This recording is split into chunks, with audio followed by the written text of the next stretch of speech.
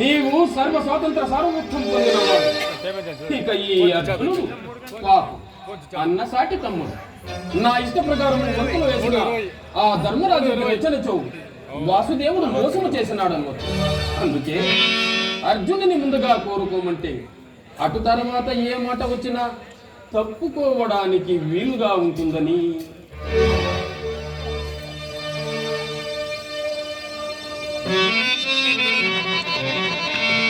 అన్ని ఎడలకు మాకు దీటైన వారు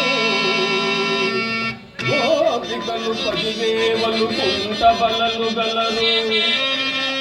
నారాయణాఖ్య కన్నలరు వారు వారు ఒకవైపు నేనొకవైపు.